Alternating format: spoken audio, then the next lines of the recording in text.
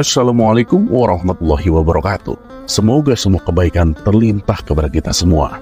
Amin ya rabbal alamin. Di suatu pagi yang hangat di kota Baghdad, Abu Nawas berjalan menyusuri jalanan pasar. Langit cerah, burung-burung bernyanyi, dan pedagang mulai memanggil-manggil pembeli. Tapi di tengah suasana itu, Abu Nawas melihat sekelompok anak kecil yang sedang bermain di pinggir jalan, bukan belajar di madrasah. Ia pun mendekat dan bertanya dengan ramah, "Wahai anak-anakku, bukankah ini waktunya belajar?"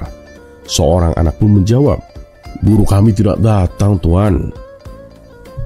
"Loh, kenapa tidak datang?" tanya Abu Nawas.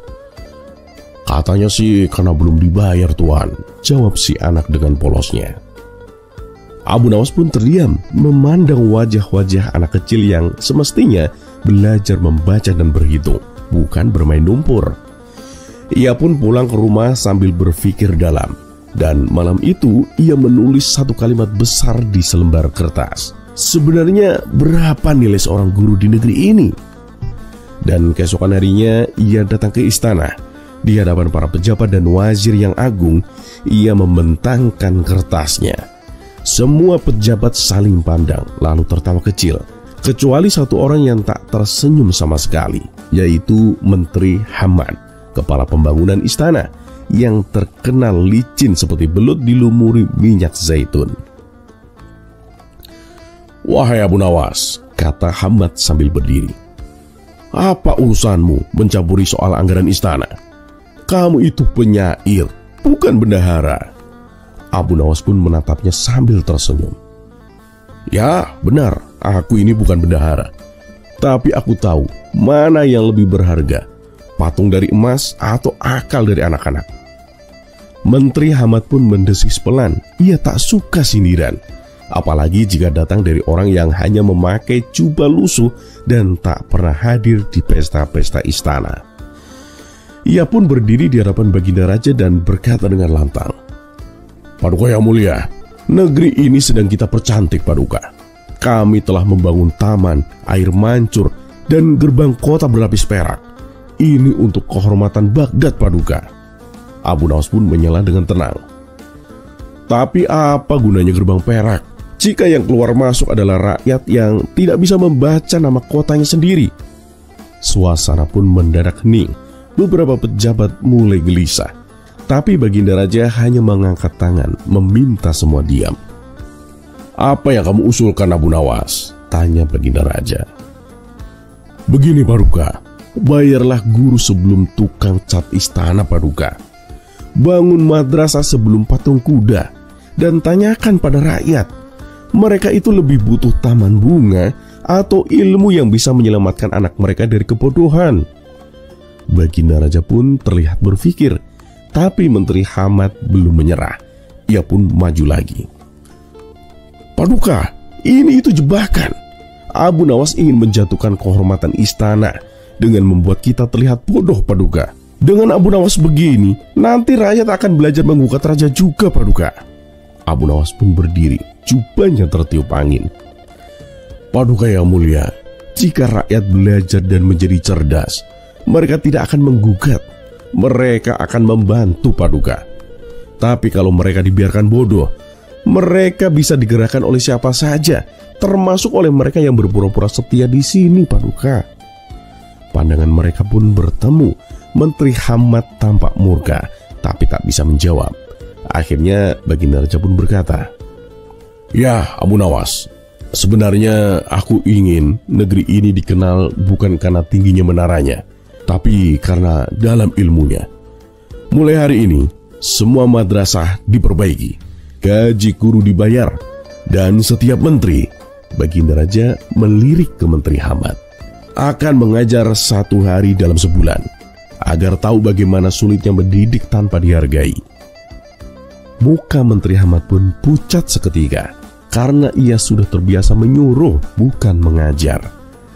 Beberapa minggu pun berlalu, madrasah kembali ramai, anak-anak belajar dengan semangat. Bahkan ada yang mulai bisa menulis surat untuk ayahnya yang bekerja di kota lain.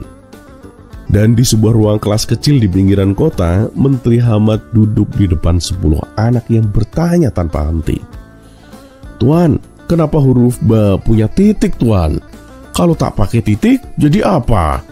Kenapa kata ilmu pakai ain, bukan alif? Hamad pun berkeringat.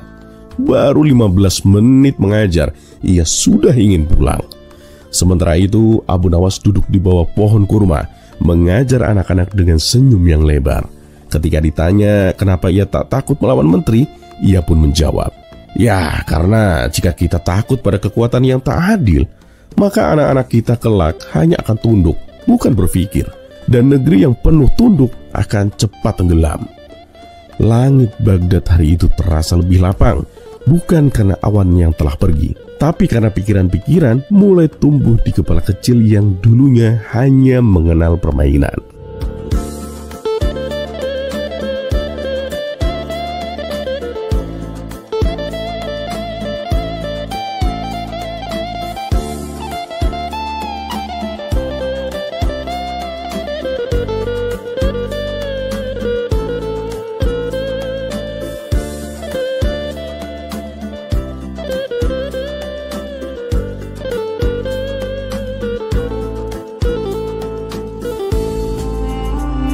Kisah selanjutnya.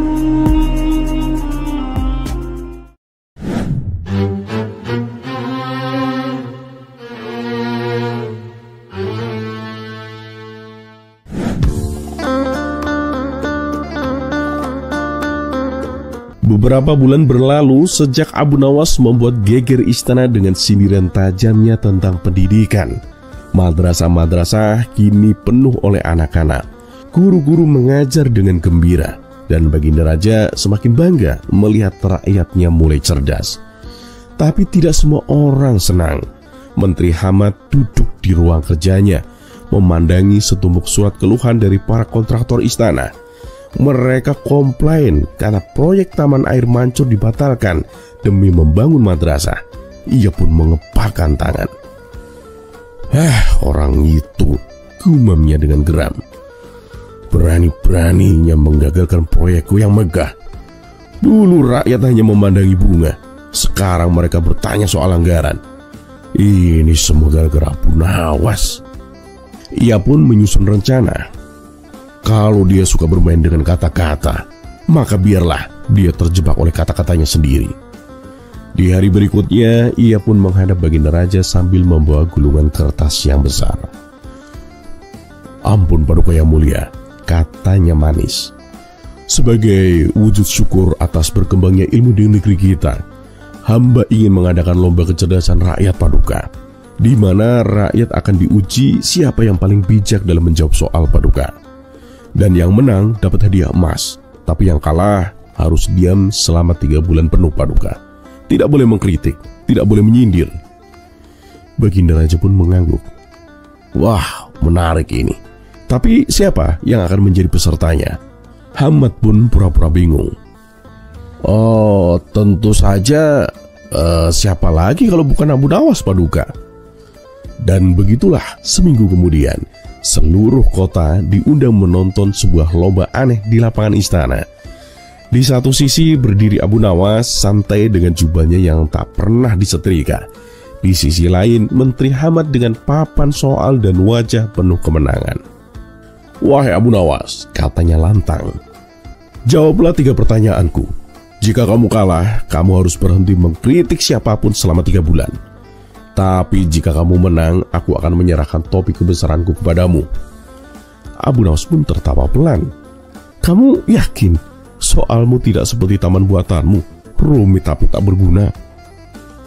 "Dengar baik-baik Abu Nawas," kata Hamad membuka soal pertama. "Ini soal pertama. Mana yang lebih penting, memperindah kota atau mendidik rakyat?" Abu Nawas pun menjawab tanpa ragu. "Memperindah kota akan membuat orang datang, tapi mendidik rakyat akan membuat mereka tidak pergi." Penonton pun bersorak. Hamad mengerutkan dahinya. "Oke, soal kedua. Mana yang lebih cepat menyebar, ilmu atau kebodohan?" Abu Nawas pun mengangkat alisnya. "Ilmu menyebar dari guru ke murid, tapi kalau kebodohan bisa menyebar dari satu menteri ke seluruh anggaran negara." Penonton pun tertawa, bahkan Baginda Raja menahan senyuman. Muka Hamad pun mulai memerah, tapi ia masih punya satu soal terakhir. "Ini soal terakhir Abu Nawas," katanya licik. "Apa yang harus dilakukan jika seorang menteri lebih suka taman daripada madrasah?"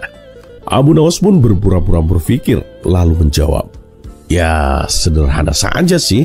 Kita kubur saja bukunya di taman, biar nanti bunga yang tumbuh bisa lebih pintar daripada menterinya." Penonton pun tertawa terbahak-bahak. Baginda Raja tak bisa menahan diri, ikut tertawa sambil menepuk-nepuk lututnya. Hamad pun murka, tapi tak bisa menyangkal. Semua soal dijawab dengan cerdas dan mengena. Baginda Raja pun berdiri dan mengumumkan, "Dengan ini aku nyatakan Abu Nawas menang. Dan mulai hari ini, siapapun di istana yang mengajukan proyek tanpa mempertimbangkan pendidikan akan disuruh ikut mengajar selama seminggu penuh." Muka Hamad pun pucat seperti dinding kamar mandi istana. Ia tahu tak ada jalan keluar selain tunduk. Dan beberapa hari kemudian, ia pun terlihat duduk di sebuah kelas mengajarkan matematika dasar sambil berkeringat karena murid-murid bertanya terus tanpa henti. Sementara Abu Nawas duduk di luar jendela menyeruput teh sambil berkata, "Hati-hati kalau mencoba menipu rakyat. Mereka mungkin diam, tapi mulut anak-anak tak akan pernah kehabisan pertanyaan." Dan sejak saat itu, Hamad pun jarang muncul di muka umum. Ia lebih sering di perpustakaan, mungkin mencoba membaca buku yang dulu tak pernah ia sentuh. Sementara Abu Nawas tetap keliling kota, bukan untuk mencari musuh, tapi untuk memastikan bahwa ilmu tak hanya tumbuh, tapi juga terus berbuah.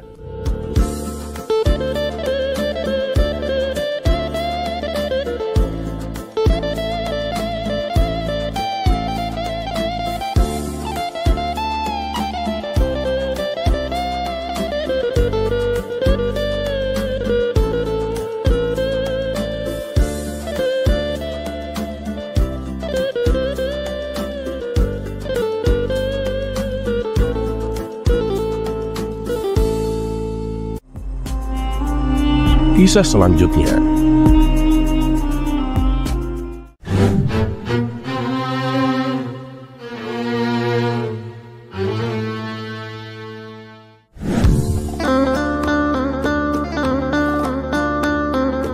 Dikisahkan ada seorang saudagari yang sangat dermawan. Setiap hari ia selalu menyantuni fakir miskin dan anak-anak yatim. Dengan kelebihan inilah, kemanapun dia pergi selalu ditemani kerabat serta para tetangganya. Hingga pada suatu hari, saat bersama kawannya, saudagar kaya raya itu terlihat murung, seperti tengah memikirkan sesuatu.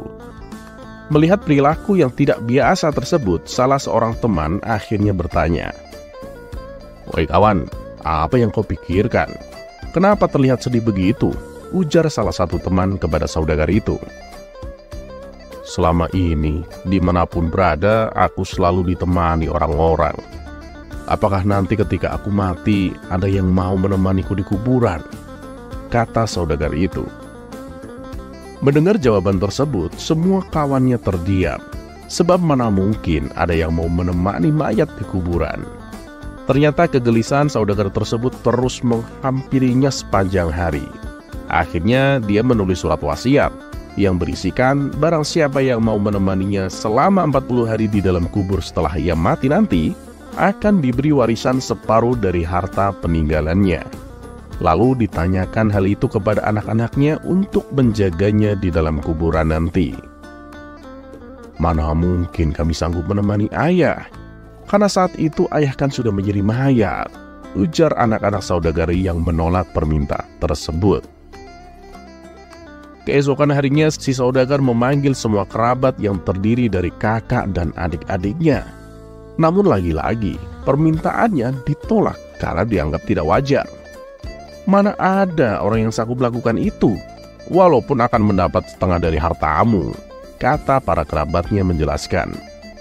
Dengan perasaan sedih, saudagar tersebut memerintah ajudannya untuk mengadakan sayembara ke seantero negeri, yang berisikan barang siapa yang mau menemaninya selama 40 hari di dalam kubur saat ia meninggal, maka akan diberi setengah harta dari kekayaannya. Tidak lama setelah sayembara itu diumumkan, sang saudagar pun meninggal dunia. Kuburannya dihias megah dengan segala perlengkapan. Di saat bersamaan, Abu Nawas mendengar sayembara itu. Dengan tergesa-gesa, dirinya menuju rumah si saudagar untuk memberitahu bahwa ia bersedia menjalani sayembara tersebut. Keesokan harinya dikuburlah si saudagar. Abu Nawas pun ikut masuk ke liang lahat sambil membawa kapak berharganya yang setiap hari menemaninya bekerja mencari kayu di hutan. Setelah seluruh pelayat pergi, hanya tersisa Abu Nawas menemani jenazah di liang lahat. Tidak lama kemudian, malaikat Munkar dan Nakir datang untuk bertanya ke jenazah tersebut. Menyadari siapa yang datang, Abu Nawas pun sedikit menjauh dari mayat saudagar itu. Dalam hati, Abu Nawas berpikir, sudah tiba saatnya mayat untuk diinterogasi. Namun ternyata, yang ditanya bukanlah mayat si saudagar, tetapi kedua malaikat itu malah menuju ke arahnya. "Apa yang kau lakukan di sini?" ujar malaikat Munkar dan Nakir. "Aku sudah menemani mayat ini selama 40 hari untuk mendapatkan setengah harta warisannya," jawab Abu Nawas. "Apa saja harta yang kau miliki?" tanya kedua malaikat lagi. "Hartaku hanya kapak ini," jawab Abu Nawas. Ternyata kedua malaikat itu terus bertanya sampai pada pertanyaan, "Di mana kamu mendapatkannya?" "Aku membelinya," jelas Abu Nawas. Dari sanalah setiap hari Abu Nawas ditanya seputar kapak dan pekerjaannya. Hingga di hari ke-40, kedua malaikat itu datang kembali dan masih bertanya seputar kapak tersebut. Tapi sebelum menjawab, Abu Nawas sudah membuka pintu kubur itu. Di luar ternyata sudah ada banyak kerabat saudagar tersebut. Abu Nawas pun berlari sambil berteriak dan berkata, "Ambil aja semua harta warisannya, aku sudah tidak menginginkannya." Mereka semua heran atas sikap Abu Nawas. Padahal sudah genap 40 hari Abu Nawas menjalankan sayembara, tapi malah tidak mau menerima hadiahnya. Dan sesampainya di rumah, Abu Nawas berkata kepada istrinya, "Aku sudah tidak menginginkan harta apapun dari mayat itu." "Kenapa kamu tolak?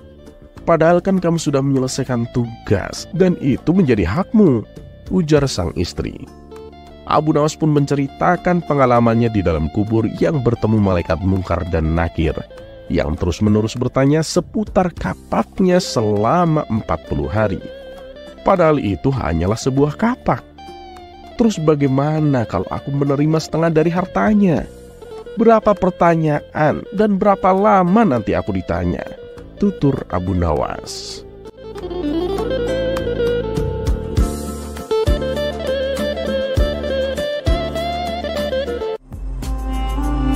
Kisah selanjutnya.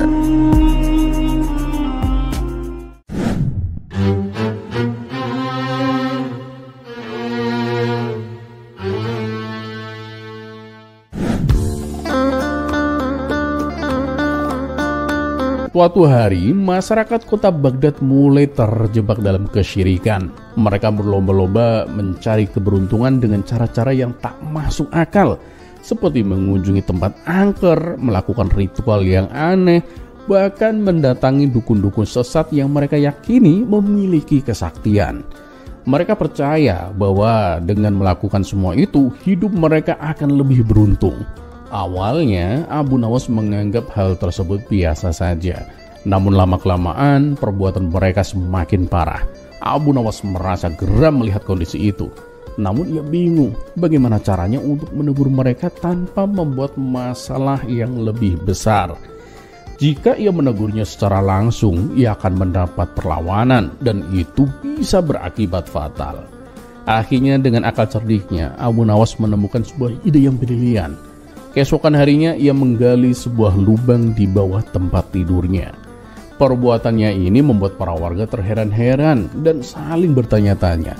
Penasaran, mereka pun berbondong-bondong datang ke rumah Abu Nawas untuk mengetahui apa yang sedang dilakukannya. "Abu Nawas, kenapa kamu menggali lubang di bawah tempat tidurmu?" tanya seorang warga. "Oh, ini aku sedang membuat tempat keberuntungan," jawab Abu Nawas dengan santai. Mendengar jawabannya, warga semakin bingung. Maksudnya gimana Abu Nawas? Tanya mereka lagi. Nanti di lubang ini aku bisa mencari keberuntunganku, jawab Abu Nawas dengan percaya diri. Mendengar itu, para warga pun tertawa terbahak-bahak. Dasar aneh, kok Abu Nawas mencari keberuntungan di tempat seperti itu? Celetuk salah satu warga. Abu Nawas pun tersenyum dan menjawab, loh, di mana salahnya? Aku kan hanya mengikuti cara kalian mencari keberuntungan di tempat-tempat yang tak masuk akal. Kenapa harus jauh-jauh ke tempat angker? Kenapa harus mengunjungi dukun-dukun sesat? Mendingan buat tempat sendiri di rumah. Bukankah rezeki ada di sekitar kita? Para warga pun terdiam mendengar penjelasan Abu Nawas. Ia pun melanjutkan, ya, aku putuskan untuk membuat tempat yang paling dekat di rumahku sendiri. Seorang warga yang merasa khawatir berkata, ya betul sih Abu Nawas, tapi caramu itu bisa membahayakan dirimu. Coba kamu pikirkan, kalau kamu membuat lubang di bawah tempat tidurmu, nanti ketika bangun tidur, kamu bisa terjatuh dan masuk ke dalam lubang yang kamu gali sendiri. Abu Nawas pun tertawa kecil dan menjawab, tidak juga, menurutku lebih berbahaya cara kalian. Bagaimana bisa lebih berbahaya Abu Nawas? Lihatlah, sampai sekarang kami tidak pernah terluka, tanya warga yang masih bingung. Abu Nawas pun menjelaskan, coba kalian pikirkan, demi mendapatkan keberuntungan, kalian mendatangi tempat-tempat angker. Ada juga yang pergi ke dukun-dukun sesat.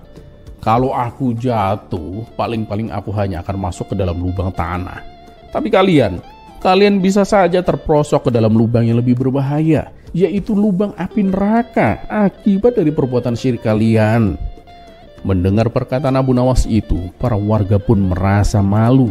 Mereka mulai menyadari kesalahan mereka dan keputusan yang mereka ambil selama ini. Sejak saat itu, mereka pun memutuskan untuk menghentikan perbuatan syirik yang telah mereka lakukan.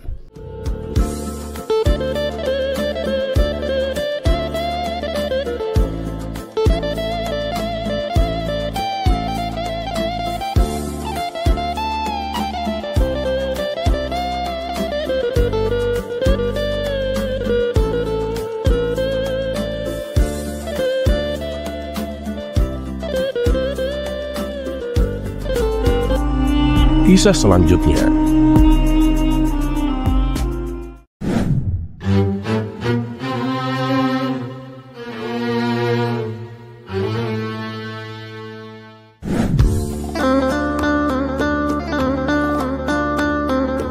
Suatu pagi yang cerah di pasar kota, Abu Jahil sedang duduk sambil minum teh di warung pojok. Seperti biasa, dia selalu mencari cara untuk mempermalukan Abu Nawas yang terkenal cerdik dan bijaksana. Hari itu, sebuah ide jahil terlintas di kepalanya. Kali ini Abu Nawas pasti tidak akan bisa menjawab pertanyaanku, pikir Abu Jahil dengan senyuman licik. Dengan langkah yang penuh percaya diri, Abu Jahil berjalan menuju kerumunan yang sedang berbincang. Dia memastikan Abu Nawas ada di sana. Setelah melihat Abu Nawas yang sedang asik berbicara dengan pedagang rempah, Abu Jahil pun langsung berseru lantang, Abu Nawas, aku punya pertanyaan untukmu. Kerumunan pun langsung terdiam, semua mata tertuju pada mereka. Silahkan Abu Jahil, pertanyaanmu pasti menarik, jawab Abu Nawas dengan tenang. Abu Jahil pun menyeringai, kalau kamu memang cerdas seperti yang orang bilang, coba jawab pertanyaanku ini. Kenapa Allah menciptakan babi, padahal haram dimakan? Kerumunan pun mulai berbisik-bisik. Beberapa orang bahkan terlihat bingung. Pertanyaan itu memang tidak mudah dijawab, dan banyak yang penasaran dengan jawaban Abu Nawas. Namun Abu Nawas tetap tenang. Dia menatap Abu Jahil dengan senyuman tipis. Oh, pertanyaan yang sangat bagus Abu Jahil. Tapi sebelum aku jawab, aku ingin bertanya sesuatu kepadamu. Tentu, silakan saja, jawab Abu Jahil dengan angkuh. Menurutmu, kenapa Allah menciptakan Abu Jahil? Tanya Abu Nawas sambil menatapnya tajam. Kerumunan pun langsung meledak dalam tawa. Abu Jahil yang tersinggung memerah wajahnya. Apa maksudmu? Aku ini manusia yang mulia. Abu Nawas pun mengangguk bijak. Nah, itulah jawabannya. Allah menciptakan segala sesuatu pasti ada hikmahnya. meskipun kita tidak selalu memahaminya. Sama seperti adanya Abu Jahil yang selalu membuatku berpikir lebih cerdas dan sabar. Tawa orang-orang pun semakin keras. Abu Jahil yang malu berusaha mempertahankan wajah seriusnya. Itu bukan jawaban yang benar, Abu Nawas. Jelaskanlah soal babi. Abu Nawas pun kembali tersenyum. Baiklah Abu Jahil, dengarkan ini. Allah tidak pernah menciptakan sesuatu dengan sia-sia. Babi adalah makhluk yang punya peran dalam kehidupan. Dia membersihkan lingkungan dengan memakan sisa-sisa makanan yang tidak dimakan oleh hewan lain. Tapi Allah memerintahkan kita untuk tidak memakannya karena babi membawa banyak kotoran yang bisa merusak kesehatan manusia, Abu Jahil.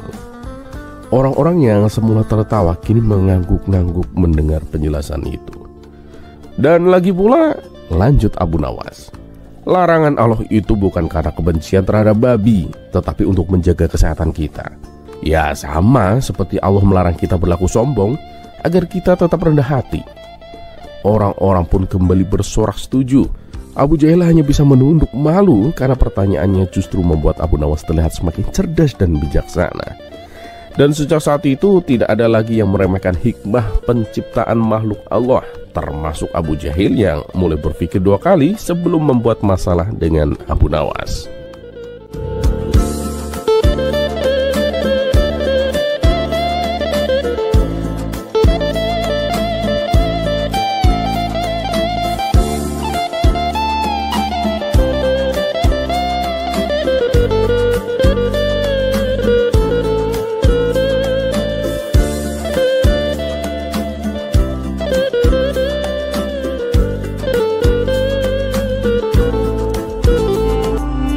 Kisah selanjutnya.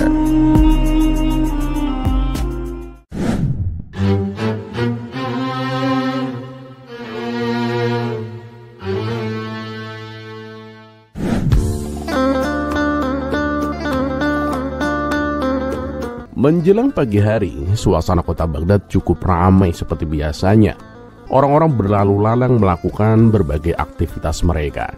Sementara itu, Abu Nawas memutuskan untuk berkeliling di sekitar tempat tinggalnya. Cuaca yang cerah seolah mendukung kegiatan di pagi itu.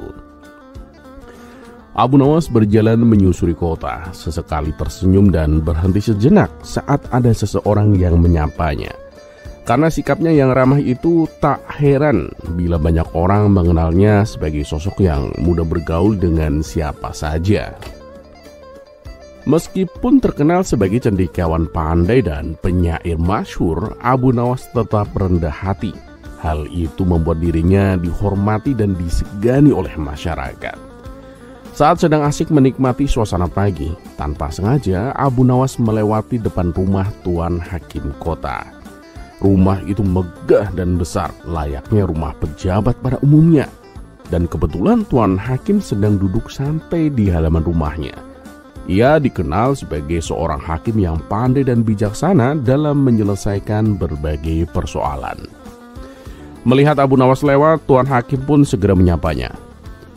"Hei Abu Nawas, mau kemana?" "Jalan-jalan Tuan, ya sekedar menghilangkan rasa suntuk," jawab Abu Nawas. "Tunggu Abu Nawas, jangan pergi dulu," cegah Tuan Hakim. "Memangnya ada apa Tuan? Sepertinya penting sekali," tanya Abu Nawas. "Sini, mampir ke rumahku. Ada yang ingin aku tanyakan," ujar Tuan Hakim. Abu Nawas pun diajak masuk dan dipersilakan duduk di ruangan tamu. Karena tidak terbiasa duduk di kursi yang empuk dan mewah, Abu Nawas pun merasa agak canggung. Tuan Hakim kemudian mulai berbicara. "Seandainya ya manusia mau mematuhi hukum dan etika, pastilah dunia menjadi aman dan tentram." Mendengar ucapan tersebut, Abu Nawas buru-buru membantah. Tunggu Tuan Hakim. Bukan manusia yang harus mematuhi hukum Tuan. Justru hukumlah yang seharusnya menyesuaikan dengan kemanusiaan." Tuan Hakim pun mencoba mencari celah untuk membenarkan pendapatnya. Ia ingin menguji kecerdasan Abu Nawas dengan mengajaknya beradu argumen. "Ya sudah, begini saja Abu Nawas. Kamu kan terkenal sebagai cendekiawan. Aku ingin mendengar pendapatmu. Seandainya kamu disuruh memilih antara kekayaan atau kebijaksanaan, mana yang akan kamu pilih?" Tanpa berpikir panjang, Abu Nawas pun langsung menjawab, "Tentu saja saya pilih kekayaan, Tuan Hakim." Mendengar jawaban tersebut, Tuan Hakim pun menatap Abu Nawas dengan tersenyum sinis. "Sungguh sangat memalukan. Kamu itu kan cendekiawan yang diakui oleh masyarakat. Tapi jawabanmu sama sekali tidak mencerminkan seorang cendekiawan. Kamu lebih memilih kekayaan dibandingkan kebijaksanaan," tutur Tuan Hakim. Namun dengan santainya, Abu Nawas pun balik bertanya, "Kalau Tuan Hakim sendiri, apa yang akan Tuan pilih? Kekayaan atau kebijaksanaan?" "Tentu saja aku akan memilih kebijaksanaan lah," jawab Tuan Hakim tegas. Sesaat Abu Nawas pun menatap Tuan Hakim dengan penuh senyuman. "Nah, terbuktikan semua orang memang akan memilih untuk mendapatkan apa yang belum dimilikinya, Tuan," ujar Abu Nawas. Tuan Hakim pun terdiam, tak bisa berkata apa-apa mendengar penuturan Abu Nawas. Memang tidak salah kalau masyarakat menganggap Abu Nawas sebagai cendekiawan yang pintar dan cerdik, gumam Tuan Hakim dalam hati.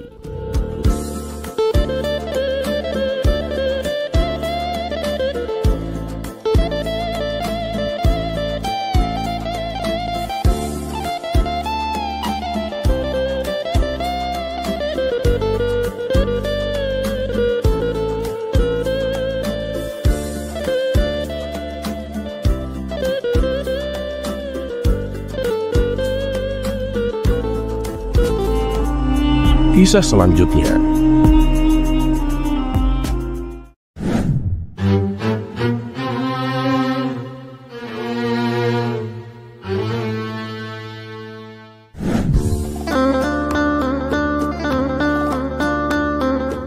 Belakangan ini, Abu Nawas sering menghabiskan waktunya memancing di sungai. Ternyata, hobi barunya ini dapat menghasilkan uang yang lumayan banyak. Setiap kali ia pulang dari memancing, ia selalu membawa ikan-ikan yang banyak. Sebagian ia jual dan sebagiannya lagi ia masak sendiri. Hingga suatu hari, ada seorang saudagar kaya yang melihat Abu Nawas sedang duduk santai di pinggir sungai. Ia pun menghampiri Abu Nawas dan bertanya,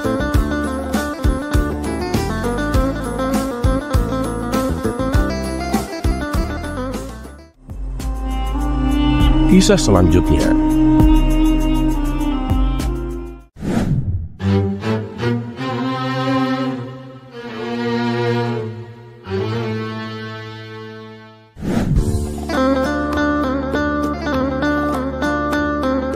Pada suatu hari, Abu Nawas dan Baginda Raja sedang duduk berdua di aula istana. Tidak seperti biasanya, kali ini obrolan mereka cukup serius. Mereka mendiskusikan kebijaksanaan hidup dan pentingnya menjaga sebuah persahabatan. Baginda Raja merasa kagum dengan cara berpikir Abu Nawas yang sederhana namun penuh dengan makna. "Terima kasih Abu Nawas," kata Baginda Raja. "Banyak sekali ilmu yang aku dapatkan hari ini dari perbincangan kita. Tapi menurutku, teori saja tidak cukup Abu Nawas. Semua orang bisa berbicara tentang kebijaksanaan. Bisakah kamu tunjukkan langsung kepadaku bagaimana cara menerapkan kebijaksanaan?" Abu Nawas pun tersenyum penuh arti dan berkata, "Tentu saja Paduka, tapi ada syaratnya Paduka." Baginda Raja semakin penasaran. "Syarat apa itu Abu Nawas?" "Kita harus keluar dari istana dan pergi ke dua tempat Paduka," jawab Abu Nawas. "Nah, di sana Paduka akan melihat langsung pelajaran kebijaksanaan yang ingin aku sampaikan." Karena rasa ingin tahunya, Baginda Raja pun merasa setuju. Mereka berdua segera meninggalkan istana dan memulai sebuah perjalanan. Tempat pertama yang mereka tuju adalah sebuah pantai di tepi laut. Setelah perjalanan yang cukup panjang, akhirnya mereka tiba di sana. Angin laut bertiup lembut dan suara deburan ombak menyambut mereka.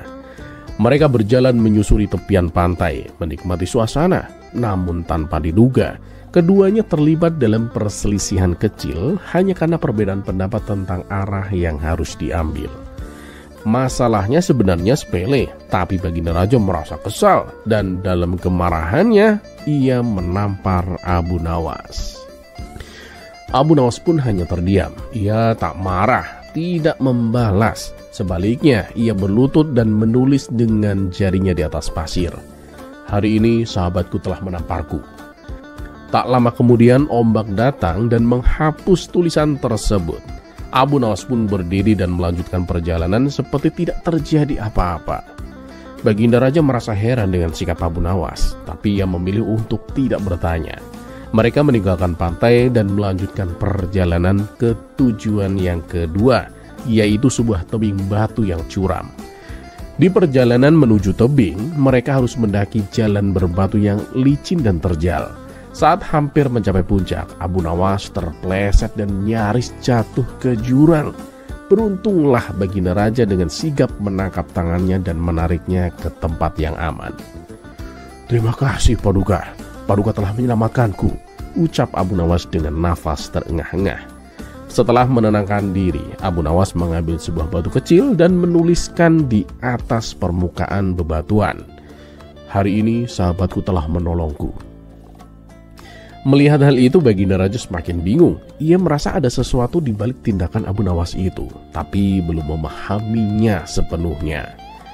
Setelah menyelesaikan perjalanan, mereka kembali ke istana. Sesampainya di istana, Baginda Raja tak bisa lagi menahan rasa penasarannya dan bertanya, "Abu Nawas, aku benar-benar tidak mengerti maksud perbuatanmu tadi.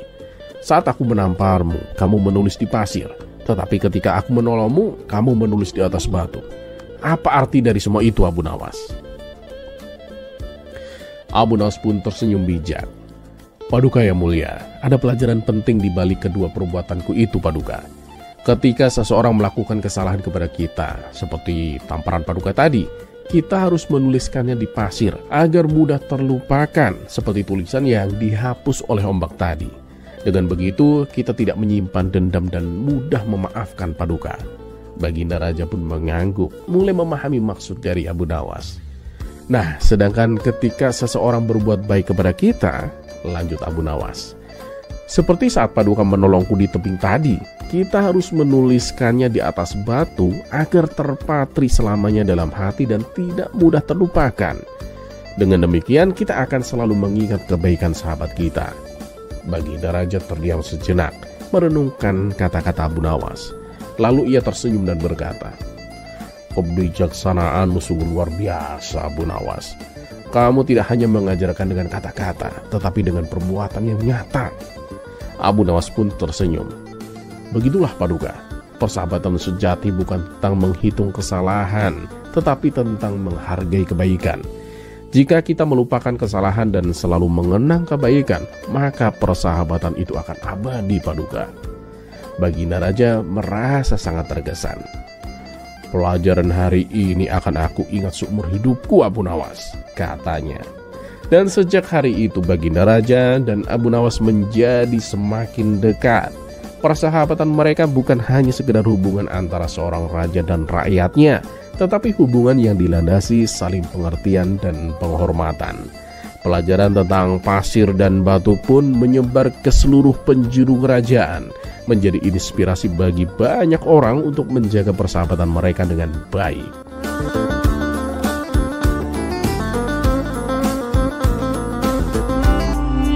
Kisah selanjutnya.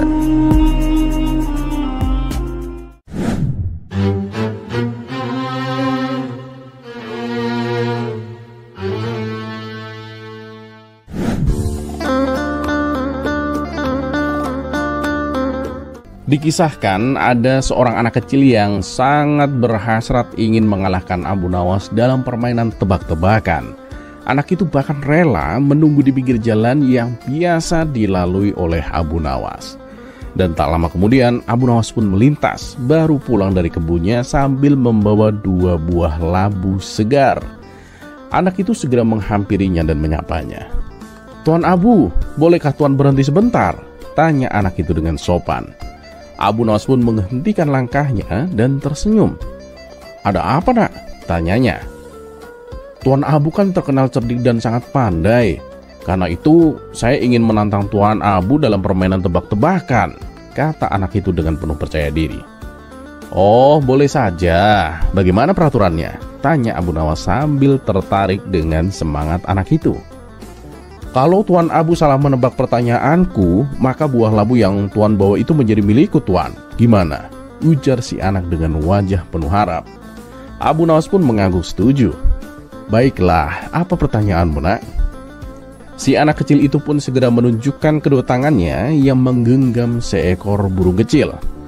Coba tebak tuan, burung dalam genggaman saya ini hidup atau mati? Ucapnya. Kalau jawaban tuan salah, berarti buah labunya menjadi milikku, tuan. Abu Nawas pun menatap anak itu sejenak. Setelah berpikir, Abu Nawas tersenyum dan berkata, burung dalam genggamanmu itu sudah mati. Anak itu pun langsung bersorak kegirangan.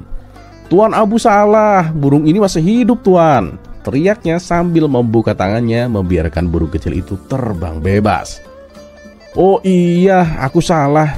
Baiklah, ini buah labunya untukmu, ucap Abu Nawas dengan senyum lebar sambil menyerahkan 2 buah labu itu kepada si anak. Anak itu pun merasa heran. Ia tidak menyangka Abu Nawas terlihat begitu gembira meskipun kalah. Namun ia juga senang karena mendapatkan 2 buah labu tanpa harus membelinya. Dengan perasaan bahagia, si anak pulang ke rumah membawa buah labu pemberian Abu Nawas. Setibanya di rumah, sang ayah melihat labu-labu itu dan bertanya, dari mana kamu mendapatkan 2 labu ini? Dengan bangga si anak pun menjawab, aku mendapatkan ini dari Tuan Abu. Aku berhasil mengalahkannya dalam permainan tebak-tebakan, ayah. Sang ayah pun terkejut. Tebakan apa yang kau berikan hingga Tuan Abu tidak bisa menjawabnya? Tanyanya penasaran. Si anak pun menceritakan bahwa ia menantang Abu Nawas untuk menebak apakah burung dalam genggamannya hidup atau mati. Mendengar cerita itu, sang ayah malah menghela nafas panjang. Kamu pikir kamu benar-benar menang? Justru kamu yang kalah, nak, ujar sang ayah dengan nada tegas. Si anak pun bingung. Loh, kenapa ayah bilang aku kalah? Bukankah Tuan Abu yang salah menebak? Sang ayah pun lalu menjelaskan. Tuan Abu itu tahu kelicikanmu. Kalau dia menjawab burung itu hidup, kamu pasti akan meremasnya sampai mati untuk membuktikan dia salah. Tapi dengan menjawab burung itu mati, Tuan Abu membuatmu terpaksa melepaskan burung itu dan membiarkannya terbang bebas. Anak itu pun mulai menyadari maksud ucapan ayahnya, tapi tetap bertanya, lalu kenapa Tuan Abu malah memberiku labunya? Sang ayah pun tersenyum. Tuan Abu tahu bahwa kemenangan sejati bukan tentang menebak dengan benar atau salah, melainkan tentang berbuat kasih kepada sesama makhluk. Ia lebih memilih dianggap kalah daripada membuatmu menyakiti burung itu. Dia menang bukan karena cerdik, nak, tapi karena ia memilih cinta, kasih, dan kebaikan. Itulah kemenangan sejati yang tak bisa kamu kalahkan. Setelah mendengar penjelasan ayahnya, si anak pun merasa malu atas kelicikannya. Ia dan ayahnya segera kembali ke rumah Abu Nawas untuk mengembalikan labu-labu itu. Maafkan anak saya, Tuan Abu. Ini labu-labunya kami kembalikan, Tuan, kata sang ayah. Namun Abu Nawas hanya tersenyum. Tidak apa-apa, ambil saja, itu sudah menjadi hak anakmu, jawabnya dengan lembut. Terima kasih, Tuan Abu. Kalau begitu kami pamit pulang, Tuan, ucap sang ayah. Dalam perjalanan pulang, si anak masih bertanya kepada ayahnya. Ayah, kenapa ayah bilang aku kalah? Bukankah aku yang membuat Tuan Abu salah menebak? Sang ayah pun mengusap kepala anaknya dan berkata, kamu memang berhasil membuat Tuan Abu salah menebak, nak. Tapi kemenangan yang sesungguhnya bukan tentang jawaban benar atau salah. Tuan Abu memilih kalah demi melindungi burung itu dan menunjukkan bahwa kebaikan lebih berharga daripada sekedar kemenangan. Si anak pun akhirnya menyadari kekeliruannya dan belajar bahwa kemenangan sejati adalah tentang berbuat baik, bukan hanya tentang mengalahkan orang lain.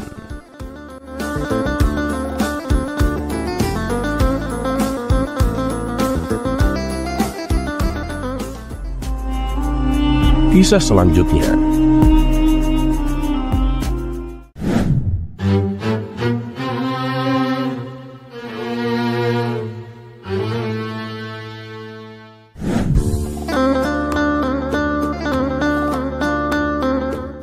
Beberapa bulan terakhir, Abu Nawas sibuk berdagang hingga 4 kali bolak-balik keluar kota yang berbeda.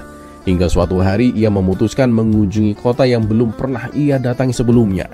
Kali ini ia ditemani oleh Hasan, sahabat karibnya, dengan membawa barang dagangan. Setibanya di kota tersebut, Abu Nawas terheran-heran Hampir di setiap sudut jalan banyak monyet berkeliaran. Selain itu, penduduk setempat tampak tidak ramah terhadap orang asing. Meskipun Abu Nawas dan Hasan mencoba bersikap ramah, tetap saja usaha mereka gagal. Bahkan warga mulai menunjukkan niat jahat. Awalnya mereka berpura-pura membeli barang dagangan Abu Nawas, tapi kemudian mereka hanya berhutang tanpa berniat membayar. Saat Abu Nawas menagih, warga malah mengancam akan membunuhnya. Hasan pun merasa cemas. Bagaimana nih Abu Nawas? Apa yang harus kita lakukan? Semua warga di sini sudah jahat kepada kita. Abu Nawas pun termenung sejenak dan akhirnya mendapatkan ide yang cemerlang. Tenang saja Hasan, kita pasti bisa pulang membawa uang. Aku hanya perlu sedikit modal. Apa kamu masih punya uang? Ada, aku punya 5.000 dinar, jawab Hasan. Bagus, nanti ikuti saja rencanaku, kata Abu Nawas. Dan keesokan harinya, Abu Nawas membuat pengumuman di hadapan para warga bahwa ia akan membeli monyet seharga 10 dinar per ekor. Warga awalnya ragu karena monyet-monyet di kota itu dianggap tidak berharga. Namun seorang warga mencoba menangkap seekor monyet dan menjualnya kepada Abu Nawas. Ternyata Abu Nawas benar-benar membayar 10 dinar untuk setiap ekor monyet yang dibawanya. Kabar itu segera menyebar dan warga mulai berlomba-lomba menangkap monyet. Dalam beberapa hari, ribuan monyet berhasil mereka tangkap dan jual kepada Abu Nawas. Kini hampir tak ada lagi monyet yang terlihat di jalanan dan warga pun kembali ke pekerjaan mereka masing-masing. Namun tak lama kemudian, Abu Nawas mengumumkan bahwa ia masih membutuhkan lebih banyak monyet. Kali ini ia akan membayar 100 dinar per ekor. Jumlah yang begitu besar membuat warga kembali bersemangat. Tapi karena populasi monyet sudah menipis, hanya sedikit warga yang berhasil menangkapnya. Lalu Abu Nawas pun membuat pengumuman untuk terakhir. Ia akan membeli monyet dengan harga 500 dinar per ekor. Namun ia harus pergi keluar kota, jadi ia menyerahkan urusan pembelian ini kepada Hasan. Setelah Abu Nawas pergi, warga mulai kebingungan harus mencari monyet di mana lagi. Hasan kemudian memainkan perannya. Ia berkata, "Hei para warga, ribuan monyet sudah aku kumpulkan di kandang besar. Kalau kalian mau, aku bisa menjualnya seharga 300 dinar per ekor. Nanti saat Abu Nawas kembali, kalian bisa menjual kepadanya seharga 500 dinar. Dan kalian mendapatkan keuntungan 200 dinar. Para warga pun tergiur dengan tawaran itu. Mereka mengumpulkan uang dan membeli semua monyet dari Hasan. Ada yang membeli 20 ekor, ada yang 50 ekor, bahkan ada yang sampai ratusan. Setelah mendapatkan uangnya, Hasan segera meninggalkan kota dan menyusul Abu Nawas. Mereka berdua tidak pernah kembali lagi. Kini yang tersisa di kota itu hanyalah ribuan monyet di mana-mana kembali menguasai jalanan. Dan begitulah monkey bisnis berjalan.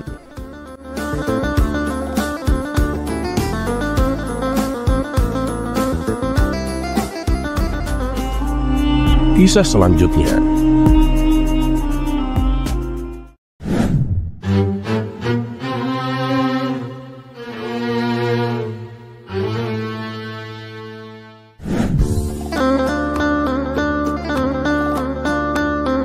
Pada suatu hari, Baginda Raja membuat keputusan yang sangat mengejutkan. Ia mengangkat seorang gubernur baru untuk Baghdad.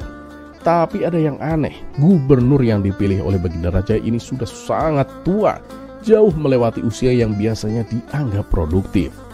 Keputusan ini membuat banyak orang bertanya-tanya, termasuk Abu Nawas yang terkenal cerdik namun juga suka belak-belakan.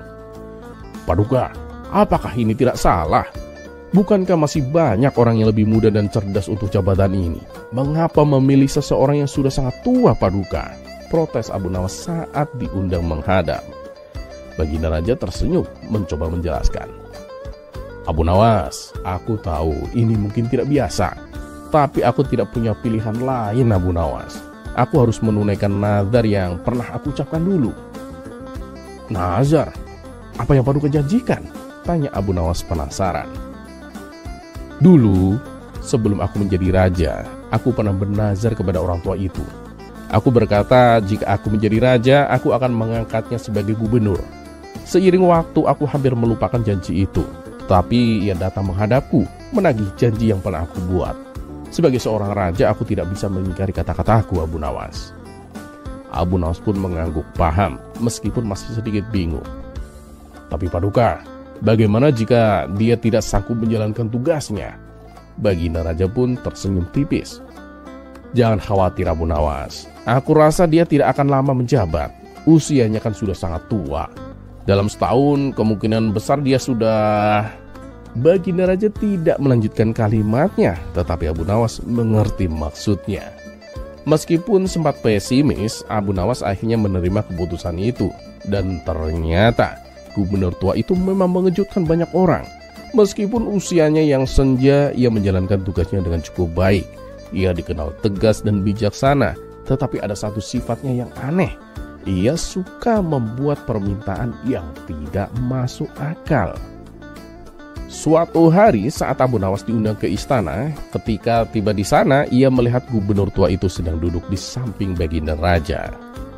Wahai Paduka, ada apa gerangan Paduka memanggil hamba? Tanya Abu Nawas dengan sopan. Baginda Raja pun tersenyum dan menunjuk ke arah gubernur. Abu Nawas, Tuan Gubernur memiliki permintaan khusus yang ingin disampaikan kepadamu. Abu Nawas pun memandang Tuan Gubernur itu dengan penuh penasaran. Maaf Tuan Gubernur, apa yang kiranya Tuan Gubernur inginkan dariku? Dengan suara pelan tetapi penuh wibawa, gubernur itu berkata, Abu Nawas, kamu kan terkenal cerdik dan pandai. Bisakah kau membawakan seekor keledai yang bisa terbang untukku? Mendengar permintaan itu, Abu Nawas pun tertegun. Keledai terbang? Mana ada? Pikirnya. Tapi demi menghormati sang gubernur, ia menahan diri untuk tidak tertawa. Baiklah Tuan Gubernur, jawab Abu Nawas dengan senyum yang dipaksakan. Permintaan Tuan akan saya laksanakan. Tetapi sebelumnya, belikan saya seekor keledai yang bagus Tuan. Saya akan melatihnya agar bisa terbang. Gubernur itu pun tampak puas. Oh, tidak masalah Abu Nawas. Berapapun harganya aku akan membayarnya. Ia pun memberikan sejumlah uang kepada Abu Nawas. Sebelum pergi, gubernur itu bertanya, Wahai Abu Nawas, kira-kira berapa lama waktu yang kau butuhkan untuk melatih keledai itu terbang? Abu Nawas pun menjawab dengan santai. Tidak lama Tuan, saya hanya membutuhkan waktu sekitar 1 tahun. Gubernur itu pun tampak senang. Dengan tertatih-tatih ia meninggalkan istana. Setelah kepergian gubernur, Baginda Raja memandang Abu Nawas dengan alis yang terangkat. Abu Nawas, kamu serius? Bagaimana mungkin kamu bisa membuat keledai terbang? Abu Nawas pun tersenyum jahil. Paduka, mana mungkin ada keledai yang bisa terbang? Tapi bukankah Paduka sendiri yang mengatakan, dalam waktu setahun kemungkinan besar Tuan Gubernur sudah tiada. Jadi ya, saya tidak perlu khawatir memenuhi permintaannya. Baginda Raja pun terkejut sejenak, lalu meledak dalam tawa. Sialan kamu Abu Nawas, ide licikmu benar-benar tak ada duanya. Mereka berdua pun tertawa terbahak-bahak malam itu. Sementara Abu Nawas sedang merancang rencana baru untuk menunggu waktu berlalu, sembari berharap bahwa usianya tetap lebih panjang daripada sang gubernur.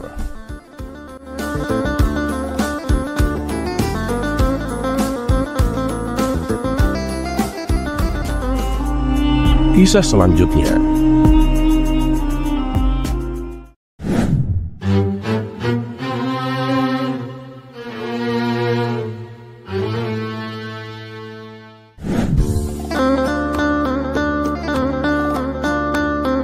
Alkisah, pada suatu ketika Baginda Raja tengah asik berburu di hutan.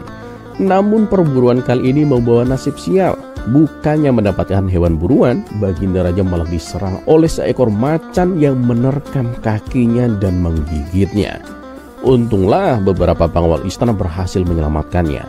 Namun akibat dari serangan tersebut, kaki Baginda Raja menjadi lumpuh. Berbagai tabib telah didatangkan untuk menyembuhkan kelumpuhannya, namun tak ada satupun yang berhasil. Kini Baginda Raja hanya bisa terbaring di tempat tidur meratapi nasibnya. Hampir saja ia putus asa dan ingin mengakhiri hidupnya. Namun keinginan itu dicegah oleh sang permaisuri. Akhirnya berkat nasihat sang permaisuri, lama-kelamaan Baginda Raja bisa menerima takdir yang menimpanya. Ia bisa tersenyum kembali meskipun dengan kondisi kakinya yang lumpuh.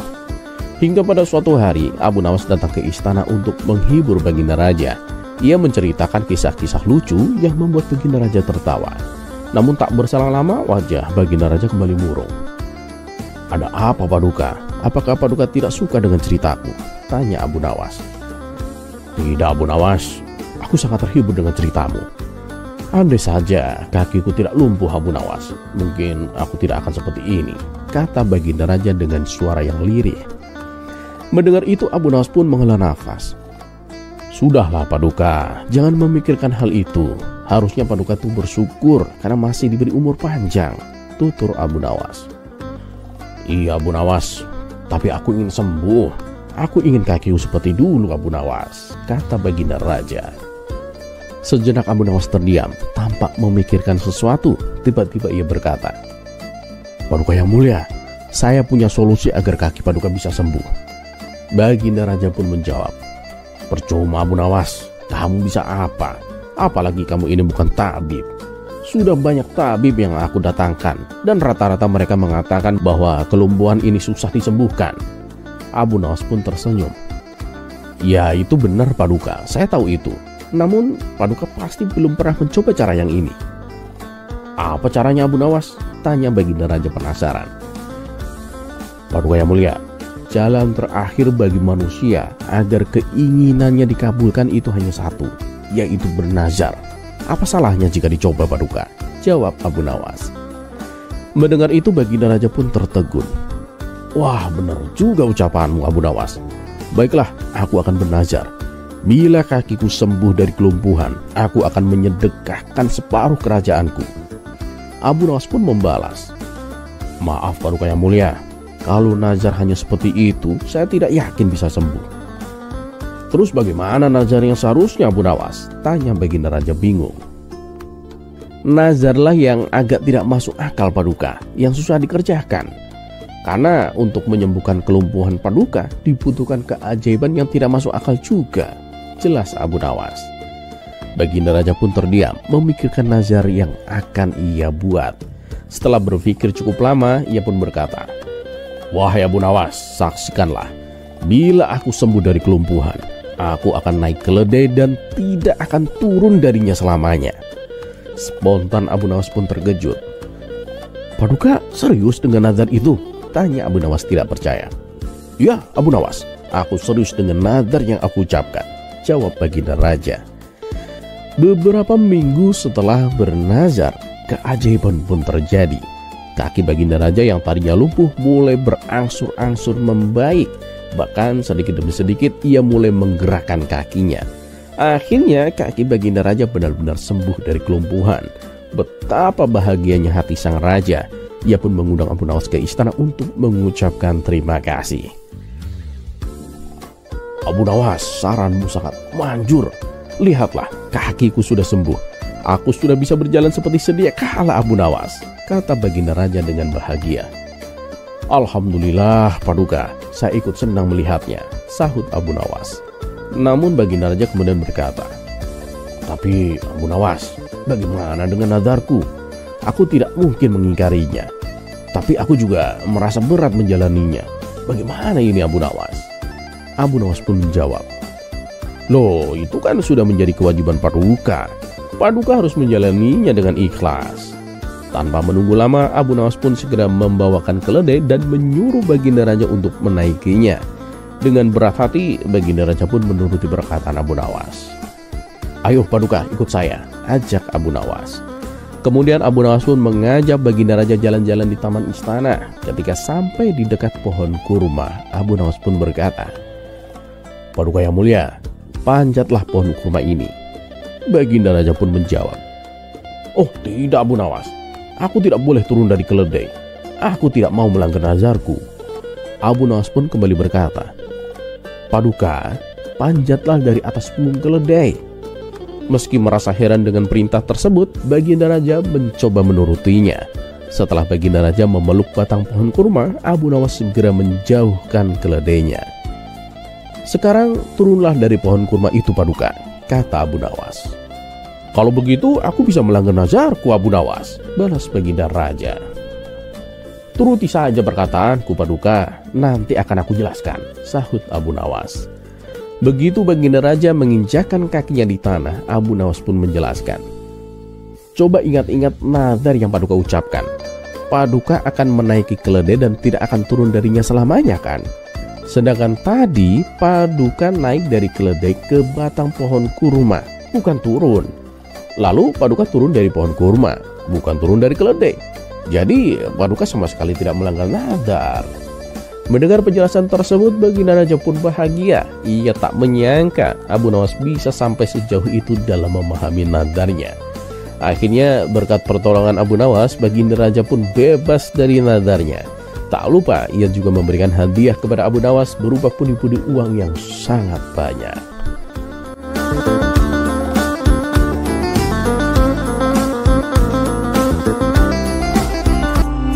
Kisah selanjutnya.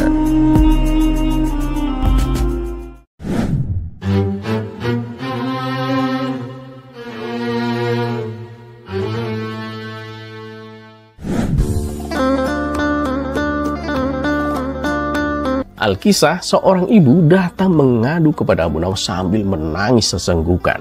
Ia tampak sangat panik. "Ada apa ibu? Coba ceritakan," tanya Abu Nawas dengan lembut.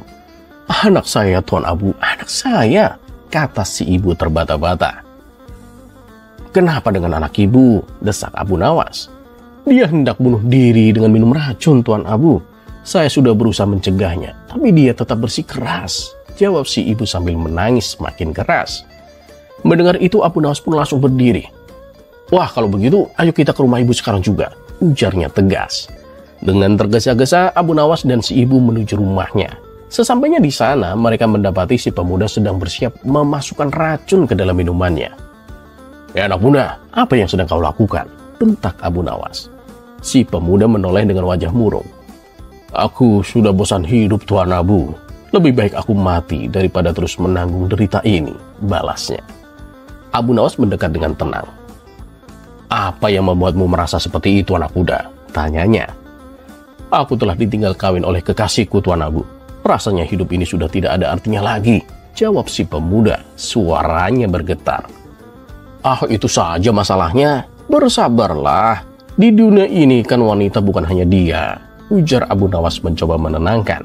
"Ya memang benar Tuan Abu. Tapi saya merasa tidak mungkin ada gadis lain yang secantik dia Tuan Abu," jawab si pemuda dengan mata berkaca-kaca. Abu Nawas pun tersenyum tipis. "Oh, jadi masalahnya hanya soal kecantikan. Itu sih mudah. Gadis cantik itu banyak. Kamu jangan putus asa begitu," balas Abu Nawas. "Tapi Tuan, gadis cantik belum tentu mau denganku. Aku ini kan pemuda jelek Tuan Abu," ujar si pemuda dengan nada putus asa. "Loh, kata siapa? Aku punya tetangga cantik dan dia pasti mau menjadi istrimu," kata Abu Nawas dengan nada meyakinkan. "Benarkah Tuan?" tanya si pemuda dengan sedikit harapan di matanya. "Tapi apa iya dia mau dengan pemuda jelek seperti aku Tuan?" "Tentu saja mau. Dia hanya mencari pemuda yang setia, bukan pemuda yang tampan," jawab Abu Nawas. Mendengar itu, si pemuda yang tadinya hendak bunuh diri langsung mengurungkan niatnya. Abu Nawas pun mengajak si pemuda duduk di sampingnya. "Jadi Tuan, tetangga yang cantik itu benar-benar ada?" tanya si pemuda memastikan. "Iya, ada. Tapi kamu harus bersabar selama 3 hari, jawab Abu Nawas. "Kenapa harus 3 hari? Ada apa Tuan?" tanya si pemuda penasaran. Abu Nawas pun menarik nafas dalam-dalam dan mulai bercerita. "Tetanggaku itu sebenarnya adalah gadis yang paling cantik di desa. Namun karena pernah menyakiti hati orang tuanya, dia dikutuk menjadi wanita tua. Tapi ada syarat untuk mengembalikan kecantikannya. Dia harus menikah dengan seorang pemuda jelek yang baik hati dan berbakti kepada suaminya. Setelah 3 hari 3 malam, kutukannya akan hilang dan dia akan kembali muda dan cantik," terang Abu Nawas. Mendengar cerita itu, mata si pemuda pun berbinar. "Baiklah Tuan, aku bersedia menikahinya," katanya penuh semangat. Sang ibu yang melihat anaknya tak jadi bunuh diri merasa sangat lega dan bersyukur. Tak lama kemudian, si pemuda pun menikahi wanita tua tetangga Abu Nawas. Namun setelah 3 hari berlalu, istrinya tetap tidak berubah menjadi muda dan cantik. Si pemuda yang merasa kecewa segera mendatangi Abu Nawas. "Tuan Abu, ini sudah 3 hari Tuan, tetapi istriku masih saja tetap tua. Bagaimana ini Tuan Abu?" tanya si pemuda dengan wajah yang bingung. Abu Nawas pun menatap matanya dengan tenang lalu bertanya, "Wahai anak muda, berapa umurmu sekarang?" "Umur saya 25 tahun Tuan," jawab si pemuda. Abu Nawas pun menghela nafas panjang sambil menepuk dahinya. "Aduh, umur segitu kok masih percaya sama dongeng," celetuk Abu Nawas. Si pemuda tertegun sejenak, lalu mendadak kejang-kejang dan jatuh pingsan. Sementara itu, Abu Nawas hanya tersenyum tipis sambil bergumam, "Ya, setidaknya dia lupa soal racunnya."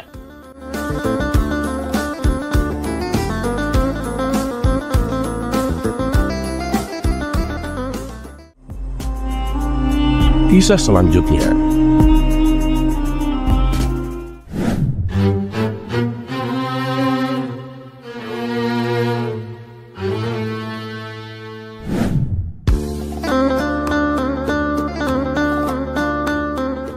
Assalamualaikum warahmatullahi wabarakatuh. Semoga semua kebaikan terlimpah kepada kita semua.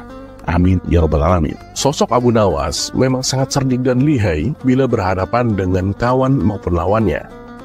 Bahkan beberapa lawannya kapok dan tak berani menantang Abu Nawas untuk berdebat lagi. Tapi bagaimana jika lawan Abu Nawas adalah dari binatang? Yaitu seekor monyet yang sudah terkenal reputasinya sebagai monyet ajaib dan jenius. Berikut kisah lengkapnya. Kisah ini bermula ketika Abu Nawas mendapatkan hadiah dari Baginda Raja. Ia berniat mentraktir teman-temannya di warung tempat biasa mereka berkumpul. Tapi ternyata teman-teman Abu Nawas sedang berada di lapangan. Pemilik warung mengatakan bahwa ada pertunjukan menarik di sana. Setelah bertanya kepada seorang warga, Abu Nawas baru mengetahui rupanya ada seekor monyet luar biasa pintar yang dipertontonkan oleh pemiliknya. Monyetnya bisa mengerti bahasa manusia, dan yang lebih menakjubkan lagi, monyet itu hanya mau tunduk kepada pemiliknya, kata warga itu kepada Abu Nawas. Mendengar penjelasan itu, Abu Nawas pun tertarik dan langsung menerobos kerumunan. Ternyata pemilik monyet bukan sekedar memberi tontonan kepada warga, tetapi juga membuat sayembara. Siapapun yang mampu membuat monyet itu mengangguk bakal mendapatkan hadiah. Tergiur akan hal tersebut, Abu Nawas pun mencobanya. Di saat banyak warga yang gagal mendapatkan hadiah, Abu Nawas justru punya cara cerdik untuk mengecoh si monyet ajaib tersebut. "Kamu tahu siapa aku? Kamu gak takut sama aku?" tanya Abu Nawas kepada si monyet. Monyet itu praktis langsung menggelengkan kepalanya. Tidak kehilangan akal, Abu Nawas kemudian bertanya lagi, "Apa kau takut kepada tuanmu?" tanya Abu Nawas. Sesaat setelah pertanyaan itu terlontar, monyet ajaib itu pun terdiam. Ia merasa dilema, karena jika menggeleng, khawatir dituduh membangkang kepada tuannya. Tapi jika mengangguk pun, berarti dirinya tidak mematuhi perintah sang tuan. Monyet itu memilih diam. Abu Nawas lantas mengancam si monyet jika terus diam akan dilaporkan kepada tuannya. Dengan berat hati, monyet ajaib itu mengangguk karena memang si monyet takut kepada tuannya. Dan tentu saja Abu Nawas mendapatkan hadiah. Tapi malang nasib si monyet yang kemudian dipukuli oleh sang tuan karena mengangguk. Setelah kejadian itu, tuan si monyet kembali melatih monyetnya, tapi dengan arahan yang berbeda. Karena kemarin menggelengkan kepala ternyata gagal, maka sekarang si tuan melatih agar si monyet mau menganggukkan kepalanya. Usai berlatih, akhirnya monyet itu hanya mau mengangguk. Sehingga tantangan berikutnya adalah siapa saja yang berhasil membuat monyet itu menggelengkan kepalanya, maka ia berhak mendapatkan hadiah. Abu Nawas kembali tergiur dan mencoba keberuntungannya lagi lewat cara cerdik. Ia mengulangi semua pertanyaan sebelumnya dan langsung diberikan jawaban berupa anggukan dari sang monyet. Si monyet tak mau menggelengkan kepala sama sekali. Abu Nawas tak kehabisan akal. Ia teringat balsam di kantong bajunya yang baru saja ia beli dari warung Mang Soleh sebelum ia datang ke sayembara monyet ajaib itu. Lalu Abu Nawas mengeluarkan balsam itu dan menunjukkan kepada si monyet. "Kamu tahu apa fungsi balsam ini?" tanya Abu Nawas. Monyet itu hanya mengangguk. "Oke, boleh ku gosok selangkanganmu dengan balsam ini?" tanya Abu Nawas kembali. Si monyet pun mengangguk, karena memang yang ia tahu adalah hanya mengangguk. Lantaran si monyet mengangguk, Abu Nawas benar-benar melakukan aksinya dan membuat si monyet kepanasan. Tak cukup sampai di situ, Abu Nawas lalu mencolek balsam lebih banyak lagi. Dia mengulangi pertanyaan yang sama sekali lagi. "Gimana, Nyet? Mau aku gosokin balsam lagi?" Ketakutan mulai menghampiri si monyet dan akhirnya ia menyerah dengan menggelengkan kepalanya. Lagi dan lagi, Abu Nawas mendapatkan hadiah dari tuan monyet. Dan nasib monyet itu kembali malang, yakni mendapatkan hukuman dari tuannya. Karena monyet itu frustasi dengan hukuman tuannya, si monyet pun mengangguk-ngangguk dan menggeleng-gelengkan kepalanya ketika diajari si tuan majikan. Kabarnya anggukan dan geleng-geleng si monyet semakin menjadi ketika mendengar musik metal dan dugem. Semoga bermanfaat dan seperti biasa, terima kasih.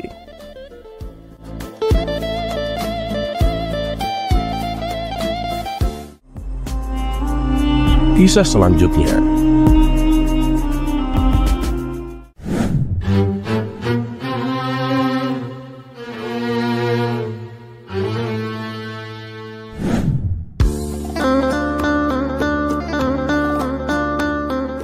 Dikisahkan ada saudagar kaya yang suka semena-mena kepada orang kecil.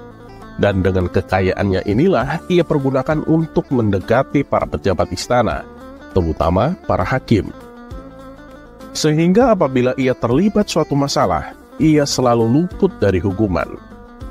Saudagar ini mempunyai istri yang cantik jelita, dan karena saking cantiknya, si saudagar merasa cemburu apabila ada orang lain yang menatapnya.